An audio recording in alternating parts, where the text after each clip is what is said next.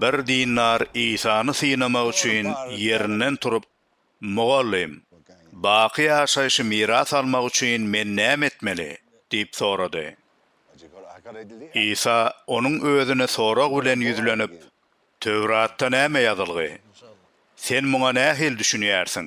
diýdi. Ol adam, "Hudaýyňyz Rebbi tutuş ýüregiňiz, ähli güýjüňiz we düşünjäňiz bilen jan tenden söýüň. Şeýle hem ýakynyňy özüňe söýüşiň ýaly söý" diýdi.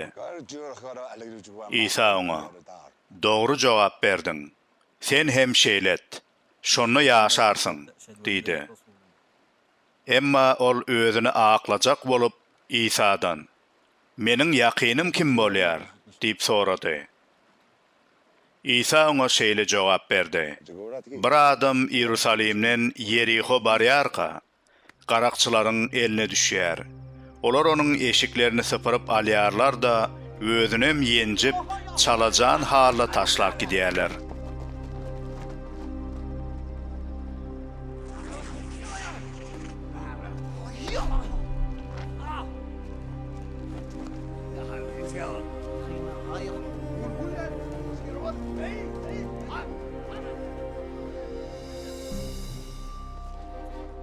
Tötenlikde bir ruhany şol ýoldan barýarka ol adamy görüp, ýoluň ol tarapy bilen geçip gidýär. Onsoň bir Lewi de şol ýere ýeten wagty onu görüp, ýoluň beýleki tarapy bilen geçip gidýär. Şol ýoldan geçip barýan bir Samariýaly bolsa, bu adamy görüp, oňa ýüregi awaýar. Onuň ýanyna baryp, zeytun yağı bilen şerap koyup yaralarını saraýar. Onsoň ol adamy öz eşegine münnürip, bir mihmanhana getirip, oňa garaşyk edýär.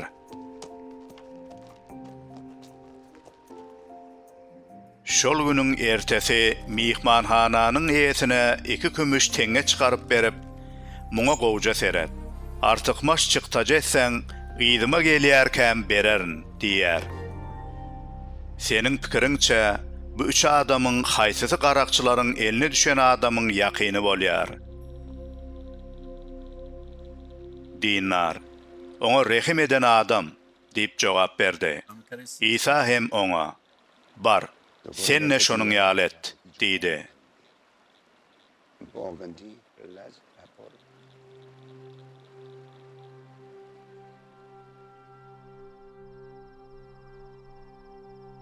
İsa bilen şähertleri ýollaryny dowam edip bir oba ýetdiler. İsa oba girenne, Marta atly bir aýal onu mihman aldy. Bu aýalyň Meryem atly bir gyz dogany bardy. Ol Reb İsa'nyň alkymyna baryp oturup, onuň sözlerini dinleýärdi. Marta bolsa işleriniň köptügünden ýaňa başagaýdy. Ol İsa'nyň ýanyna gelip, "Agam, Uyamyň meni ýeki özüme hyzmat ettirip oturmagy seniň perwaýyňa da dälmi? Oňa aýt, maňa kömekleşsin" diýdi. Reb İsa oňa, "Wah, Marta, Marta, sen köp zatlar barada aladalanyp başagay bolýarsyň. Diňe bir zat gereklidir.